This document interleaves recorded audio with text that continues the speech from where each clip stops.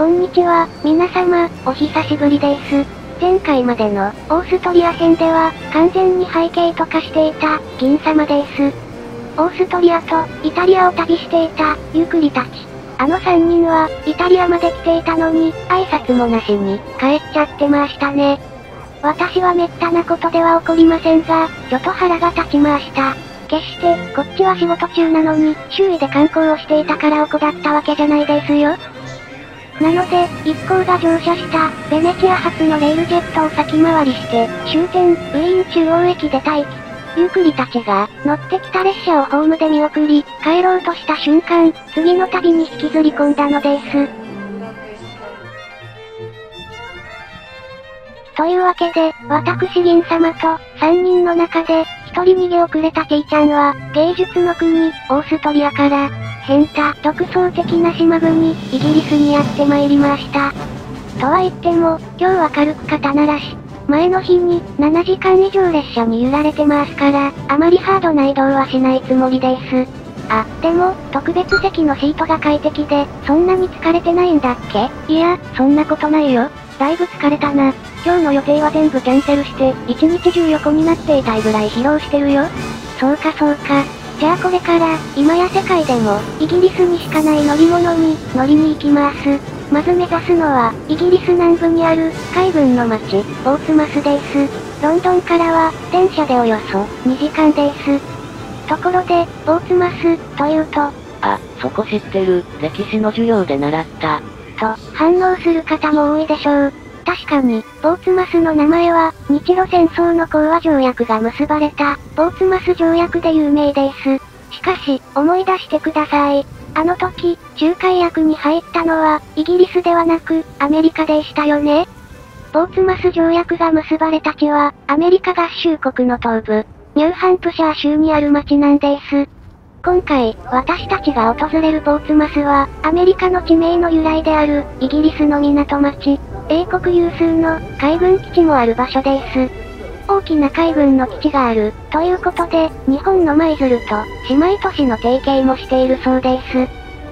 ロンドンからポーツマスへの行き方は、とても簡単。南部方面の列車が発着する、ロンドン、ウォータールー駅から、ポーツマス行きの電車に乗るだけです。途中で乗り換えがありませんし、列車は1時間に1本は出ています。車両は主に、シーメンス製の電車が使われます。と言っても、タウルス君や、京浜急行のように、モーターが、音階を鳴らすことはありません。この電車の音は、なんて言ったらいいのか。一昔前に、宇宙船が飛ぶ時の効果音で聞いたような、独特なモーター音を発します。列車を運行するのは、サウスウエスタン鉄道。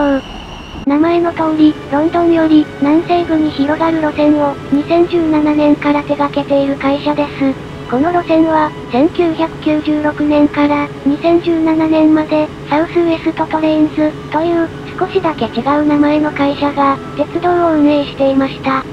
塗装も現在はグレーと紺色の落ち着いた色合いですけれど、以前はオレンジや黄色が目立つ派手なデザインの電車だったんです。これは、同じ会社が、イメージカラーを変更したのではなく、鉄道の運営会社そのものが、交代したからでした。今日は詳しく踏み込みませんが、今回のイギリス訪問で触れる、重要な出来事にも関わってきます。明るい、オレンジ色の電車を走らせる会社があった、ということだけ、頭の片隅に置いてもらえたら幸いです。さて、今日目指している、ポーツマスには、2つの駅があります。1つは、街の中心に近い、ポーツマス、サウスシー駅。そして、線路の終端にある、ポーツマスハーバー駅です。ハーバー駅は、名前の通り、港に面した駅です。列車を降りると、足元の、線路の隙間からも、海面が見え、駅舎の隣には、19世紀に建造された軍艦、ウォーリアー号が停泊しています。ウォーリアー号は、1859年から、61年にかけて作られた軍艦です。つまり、前回通った、ゼメリング鉄道よりも、新しい船、ということになります。大きなマストが目につくことから、帆船のように思えてしまいますが、蒸気機関も搭載し、風がなくても動くことができたそうです。今回僕たちは、そんな、ボーツマスハーバー駅の一つ手前、サウスシー駅で下車します。駅は、上下2層に分かれ、高架の線路は、ハーバー駅まで続く、通り抜けのホーム。下層は、車止めを備えた、行き止まりのホームを有しています。ロンドンからの列車は、すべて、線路の終端である、ハーバー駅に向かうのではなく、ここ、サウスシー駅を終点にする列車もあります。これから私たちは、ボーツマスで何をするのかというと、珍しい、船に乗ろうと思っているんです。その名も、ホバークラフト。高速で、海を進む。乗り物です。ホバークラフトが発着するのは、サウスシー駅から、直線距離で、およそ 1.6 キロの場所。出口に向かうと、ホバーバス、と書かれた案内もあります。あれは、駅から、ホバークラフト乗り場に直行する、専用の連絡バスです。でも、乗船場所までの道は、大通りを歩くだけでいいですし、時間は20分程度。ただ乗り物に乗るだけではなく、ボーツマスの街の様子も見てみたかったので、今回私たちは、徒歩で、発着場まで向かうことにしました。街の通りを、海に向かって、15分ほど歩くと、広大な駐車場と、遊園地らしき、レジャー施設がある場所に、たどり着きました。イギリスの海水浴場は、ただ海岸が整備されているだけでなく、小さな遊園地が併設されています。この国は、気候が変わりやすい上、北海道よりもさらに北、カラフトと同じ緯度に位置しています。海に入って遊べる時期があまり長くないので、陸上でも楽しめる施設を一緒に整備したんです。海岸の遊園地は、規模こそ小さいながら、観覧車や、ジェットコースターなどなど、T ちゃんが好きそうなアトラクションもあります。ごめんね、今日は乗せてあげられなくて。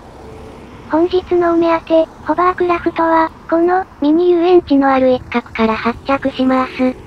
ところで、ホバークラフトって、今も各地で乗ることができる、高速船と、何が違うのと疑問に思うことでしょう。それは、何が違うんだっけ？案の定でしたので、私、謎のナビゲーター3号が、解説いたします。でも大丈夫かな？ゆっくりさんと違って、船はあんまり得意じゃないんだけど。ホバークラフトと、一般的な船舶とで、最も大きな違い。それは、走るときに、ホバークラフトは、完全に水面から浮き上がることです。一般の船をよく見ると、どれも、水面近くの部分に、ラインが引かれていますよね。ですが実はあれ、単なる細い線ではないんです。水面近くの、色が変わっている部分は、船の土台とも言える場所。基本構造部の、下、3分の1から半分近くを占めていて、常に大部分が、水の中に沈んでいるところなんです。この中の、一番上だけが、ほんの少し、水面の上に顔を出している状態なんですよ。詳しく言うと長くなるので、水面よりずっと下に、本来の船底があって、船全体を、水に浮かせているんだな、ということだけ、感覚的に捉えてください。この、絶えず水の中に沈んでいる部分のことを、喫水と言います。小さいモーターボート程度なら、喫水は、数十センチしかありませんが、近年の大型客船は、10メートル近くの構造物が、水の中に存在することも珍しくありません。超大型タンカーや、コンテナ船では、喫水が、20メートル。水面から、水中の船底までの距離が、7、8階建てのビルに相当することもあるようです。常に、水中に沈んでいる部分は、航行中も、停泊中も、船そのものを支える、とても重要な役割を果たしています。しかし、前に進むときは、大きな抵抗となり、船底で、常に水をかき分けながら、航行しなければなりません。それでもまだ、低速なら、許容できるレベルなのですが、速度が、時速50キロ、60キロと上がっていくと、水に抗うために、莫大なエネルギーを必要とします。そこで考えられたのが、船体を、完全に水面の上に浮かし、水の抵抗を受ける部分を取り去ってしまう、という、強引かつ大胆な方法でした。もちろん、こんな突拍子もないことを考えついたのは、イギリスの技術者です。このアイデア自体は、19世紀の後半、1877年に考案されていました。なんと、あのウォーリアー号の完成から、15年ほどの時代に、すでにイメージがあったんです。けれども当時は、人や物を乗せた、重い物体を浮上させられる、エンジンや船体の構造が課題となり、長年、アイデア止まりの乗り物でした。ところが、20世紀に2度起きた、大きな戦争により、航空機の開発が、大幅に前進。軽く、コンパクトで、高出力のエンジン、軽量な素材が、次々に生まれます。そして戦後、これらを組み合わせた、画期的な乗り物が完成しました。それが、現代の、ホバークラフトです。ところで、ホバークラフトは、飛行機と違って、揚力を生み出す、翼がありません。どうやって船体を浮かせているのか、というと、空気の力を利用します。動き出すと同時に、地面に向かって、勢いよく大量に空気を送り、浮上しているのです。でも、ただ垂直に空気を送り出すだけなら、すぐに拡散してしまいますよね。そこで活躍するのが、船体の下を囲む、スカートと呼ばれる、黒いゴム製の覆いです。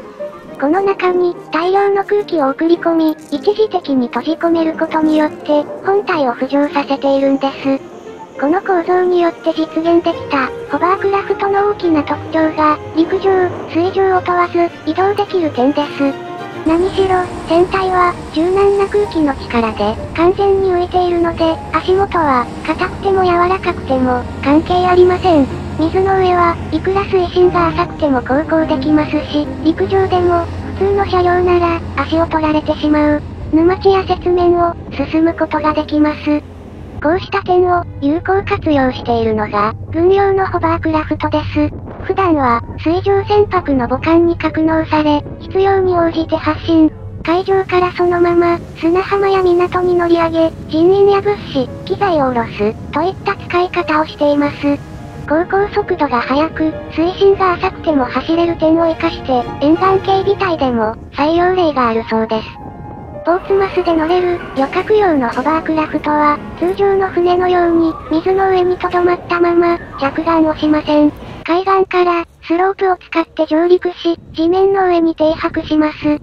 お客さんは、ターミナルから船まで、すべて地面を歩いて登場します。水面、地面に、わずかに浮かびながら移動するので、イギリスのホバークラフトは、便名を、飛行機と同じように、フライト、と呼んでいました。ちなみに、ホバークラフトという名前は、イギリスの製造会社が付けた、商品名。本来の名称は、空気の力で浮上する乗り物という意味の、エアークッションビークル、でした。ただし、製造元が、一般名詞としての使用を認めているので、一般的には、ホバークラフトとして、広く知られています。ホバークラフトは、従来の船よりも、海上を高速で移動できる点が、大きく注目され、各国で採用が始まります。北欧では、デンマークの首都、コペンハーゲンと、スウェーデン南端の、マルメを隔てる海で、ホバークラフトによる、高速輸送が実施され、日本でも、瀬戸内や九州で、運航されていました。イギリスでも、南部沿岸の町、ドーバーから、海峡を挟んだ先にある、フランスの、カレーを結んでいたのです。ドーバー海峡のホバークラフトは、旅客用としては、世界最大。列車1本分に相当する、250人以上の乗客と、30台の自動車を搭載可能でした。空気の力で浮く、と聞くと、なんだか頼りないイメージですけど、自動車も運べる能力があったんですよ。軍用ですと、重装備の兵士や、戦車も乗せられるほどです。ドーバー海峡を渡るホバークラフトは、イギリス国鉄の子会社が運営。英仏海峡トンネルと、国際特急、ユーロスターが登場するまで、海峡で、最も速い手段でした。このように、ホバークラフトは、水上、陸上を問わず運用できる特性を持つことや、多少の荒波でも、問題なく航行できることが注目され、次世代の海上輸送手段として、世界的に大きく展開しませんでしたよね。冒頭でも言いましたけど、現在の旅客用ホバークラフトは、イギリスの南部で、1路線だけが、細々と運航されるだけ。未来の乗り物と注目されながら、あまりにも大きい欠点のために、次々に廃止されてしまったのです。ホバークラフトは、乗り物としての欠点も多かったのですが、旅客輸送の面からも、敬遠されてしまった原因がありました。それは、大きく分けると、2つ。1一つは、ランニングコストの高さ。そして、代替手段の躍進です。ホバークラフトは、船体下部を囲む、スカートの中に、空気を送り込んで、浮上する、と言いましたよね。このスカートは、衣類のスカートと同じく、底の部分が、大きく開いています。地面、海面との間が、密封されていませんから、どうしても空気は、下の隙間から、漏れてしまう構造なんです。そのため、浮上するときに、絶えず大量の空気を、スカートの中へ、送り続けなければいけません。ホバークラフトの船体は、なるべく軽量に作られているとはいえ、自らを浮かせるために、大量のエネルギーがいります。浮上航行を可能にするには、複数の大出力エンジンと大きな送風ファンが必要でした。当然、エンジンは燃費が悪く、プロペラ周りでは騒音が大きくなります。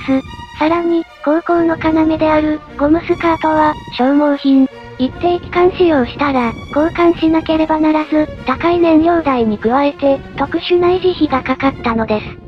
こうした高いコストは乗船料金に反映されてしまいます。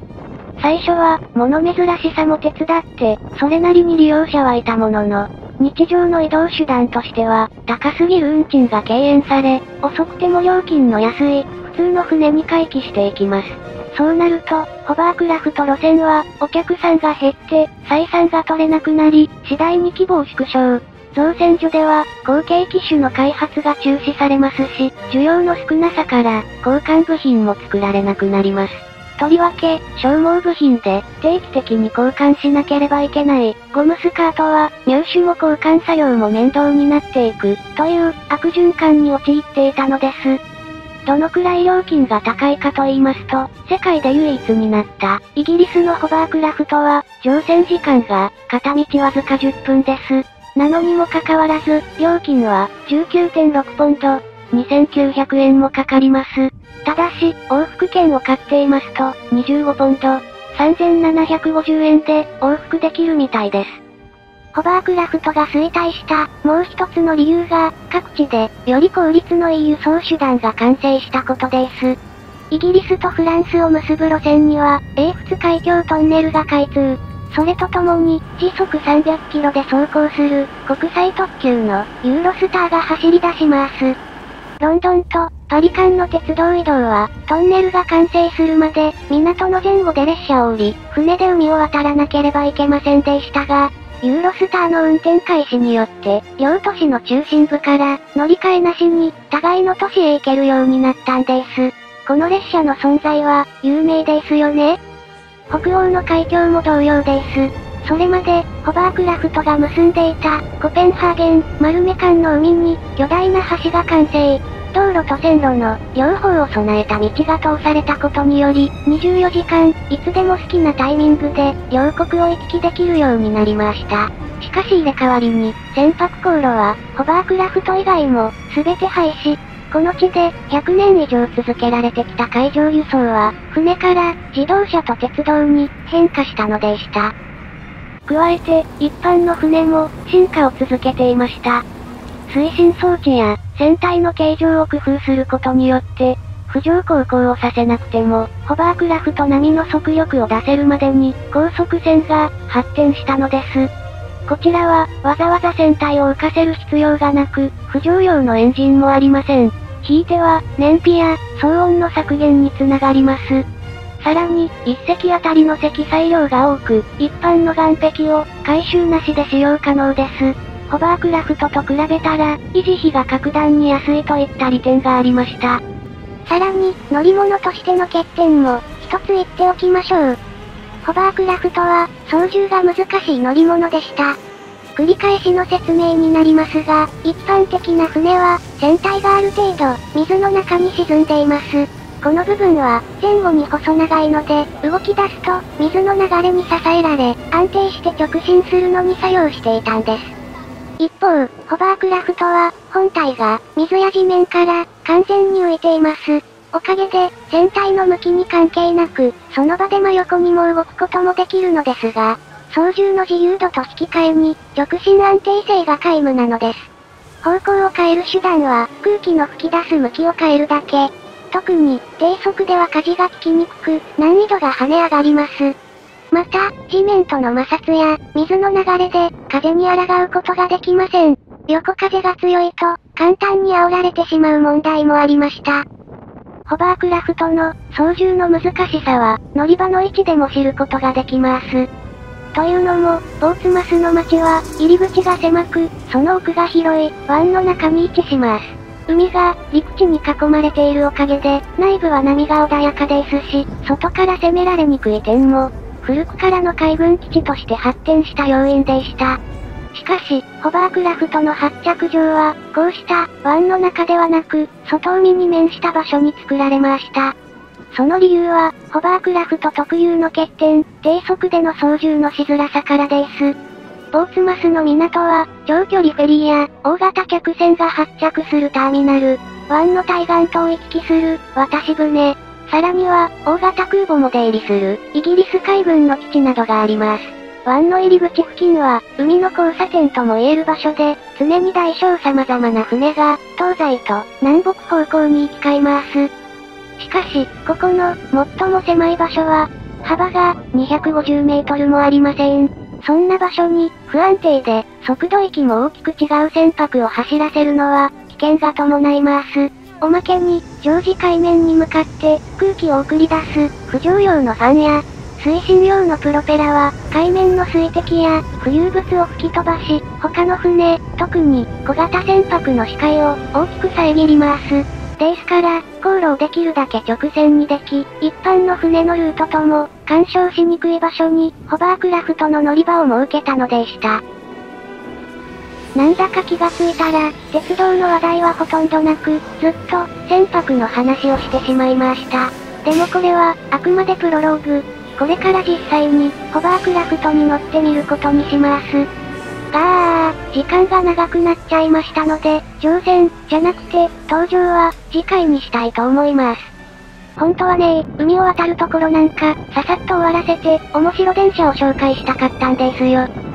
それは、続きの動画で、ということで、一旦お開きにしましょう。それでは、ここまで見てくださって、ありがとうございました。